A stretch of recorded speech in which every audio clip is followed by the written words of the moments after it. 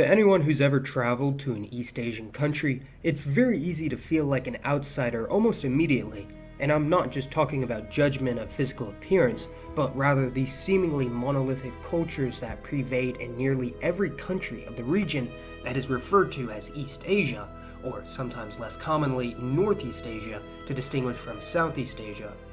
Taiwan, Japan, Mongolia, and both Koreas all have ethnic supermajorities of around 95% for each respective country, and when excluding more recent immigrants, these jump up to nearly 98% each. And for people who know about the People's Republic of China, it may seem a bit more diverse than the previous countries, with the dominant ethnic group of the Han officially making up around 91 or 92% of the country's population, with there also being significant minorities of Turkic, Tibetic, and Mongolic peoples making up a majority in large swaths of the country. However, when only including the most densely populated regions in the east, which effectively correlates with the Han Chinese homeland, the Han easily make up over 98% of the population in most areas, making it even more demographically homogeneous than the other aforementioned neighbors. Compare this to any other Asian country like Vietnam, Burma, Indonesia, India, or Malaysia, which to many uninformed outsiders may also seem rather ethnically and culturally homogeneous, but it only takes a modicum of research to discover that each and every one of them is not nearly as uniform as Western media often portrays. There is no single reason for this demographic quirk, but one possible significant explanation is that they weren't colonized by European powers and hence had a chance to develop nation-states more naturally and gradually rather than being lumped together with completely alien, often hostile nations with little to nothing in common, such as what happened in the colonial aftermath of most African countries.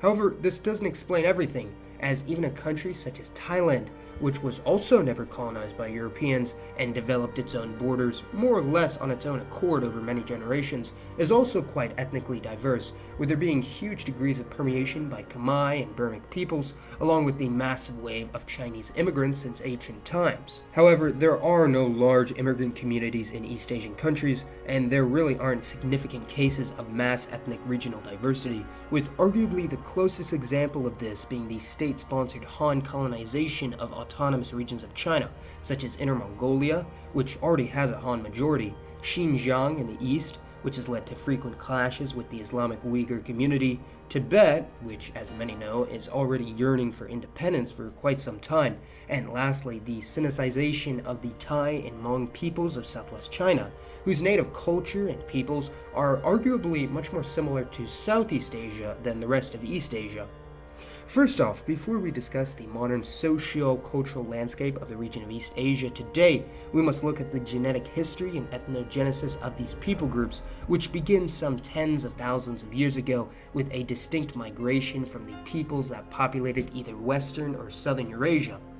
Although historically referred to as Mongoloid, named after who else, the Mongols, the more scientifically accurate, and let's be honest, academically acceptable term would be Eastern Eurasian, a genetic grouping that is a result of divergent evolution based on environmental factors. In the past, I defined this as an extended regionalized ancestral continuum, as in a grouping of common ancestry in the given population that can be traced back to a common source, and for Eurasia, this Eastern Eurasian DNA varies considerably by region, but don't make the mistake of thinking that just because they share a common ancestry from 40,000 years ago, that these people are all the same, as there has been divergent evolution among various East and Southeast Asian populations as well in this time. Despite having a land area and population about double that of neighboring Southeast Asia, the linguistic, ethnic, and genetic diversity of even one Southeast Asian country will dwarf that of all of China, meaning that in a single country, such as the Philippines, there is more diversity between any two random individuals than there is between any two Han Chinese individuals, despite being vastly numerically superior.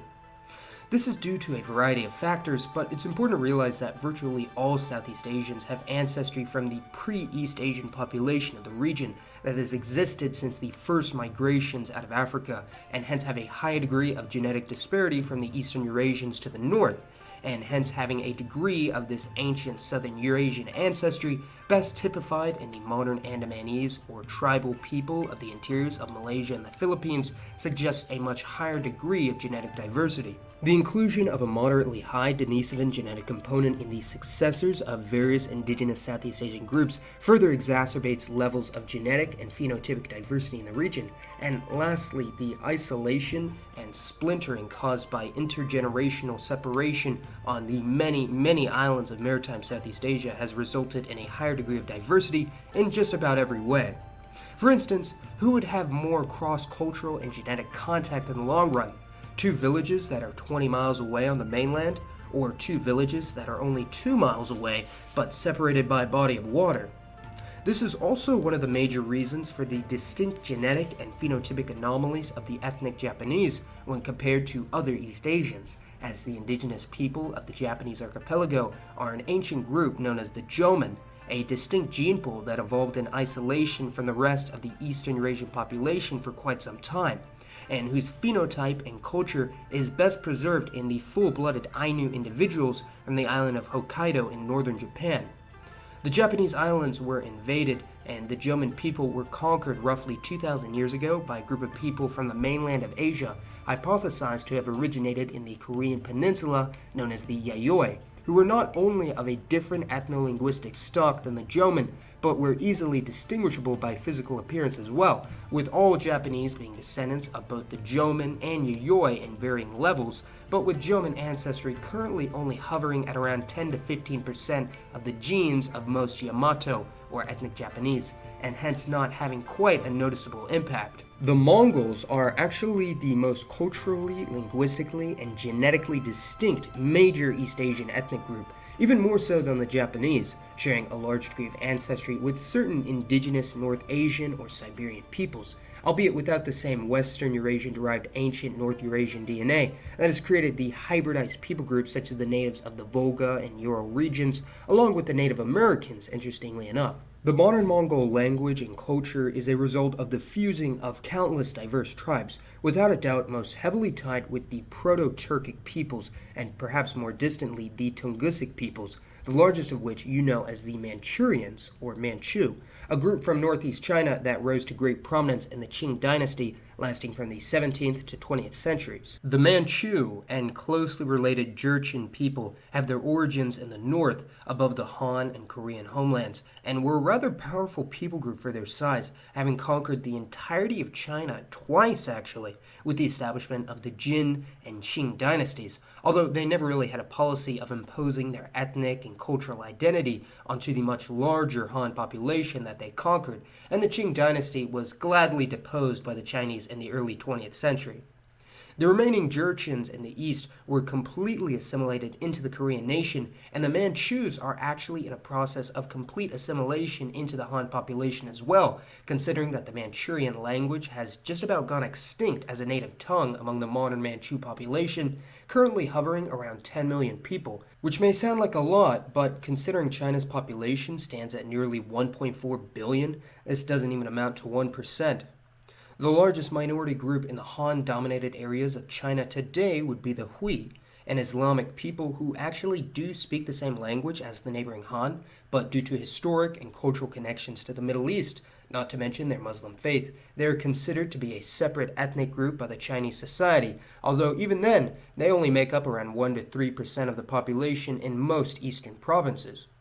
However, due to the complex nature of the Chinese ethno-linguistic landscape, it's arguably a bit debatable whether the Han really are one ethnicity at all, but rather a web of interconnected peoples with varying cultures and languages, many of which are quite distinct to say the least, with many dialects of Chinese not even being remotely intelligible with each other, which is why most anthropologists classify them as a pan-ethnicity, in the same way that the Arabs or Hindi speakers are pan-ethnicity. There are at the very least 2 or perhaps 3 distinct cultural and linguistic groupings of the Han Chinese, and many more when it comes to subgroups, with the largest being the Mandarin speakers, mostly in the north and central areas of the country.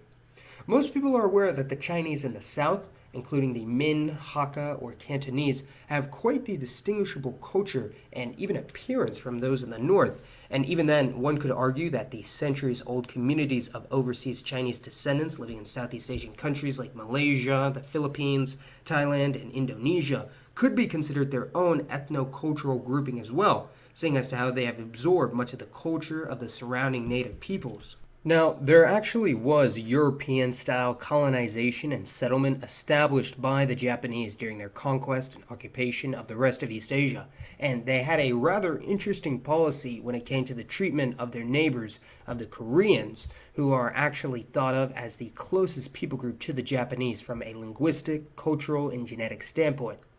Their treatment of the Koreans, and to a lesser extent the Taiwanese, was quite poor to say the least, but the Japanese actually did have a bit more respect for these two than the Chinese, and Japan had a brief policy in which they attempted to partially assimilate these two nations into a greater Japanese empire in order to aid in the colonization of the rest of East and Southeast Asia. The Japanese brought a small number of ethnic Koreans into mainland Japan and their other Pacific colonies, such as Micronesia, to use in various forms of labor, and hundreds of thousands of Japanese moved from Japan to other conquered territories in order to begin the ethnic assimilation process, such as in Korea, Taiwan, and the Japanese puppet state of Manchukuo. Although virtually the entire Japanese colonial population was expelled or fled after Japan's defeat in World War II, many of the Koreans actually remained in Japan, and their descendants, known as Zainichi, have assimilated into Japanese society to varying degrees, although they only number a few hundred thousand, and hence only a fraction of a percent of the population. Therefore, it was not a single factor, but rather a process of conquests, assimilation, migrations, and repatriations that resulted in the seeming ethnic homogeneity of the East Asian nations. However, even this is a bit of a fallacy, as there are still major cultural and linguistic differences even among the same ethnic groups of East Asia. Ironically, though, while being portrayed as ethnically and religiously homogeneous states, there is actually quite a bit of religious diversity among the nations of East Asia, far more than any individual state in Europe or most of the Americas. Although most outsiders associate East Asians with the religion of Buddhism, this is actually far from the truth, but I suppose that will have to be a video for a different day. So go ahead and let me know your thoughts on the ethno-linguistic and cultural makeup of the countries of East Asia, and for today's poll, let me know which nation you'd like to learn more about, and as always, thanks for watching everyone. This has been Mason, and I'll see you next time.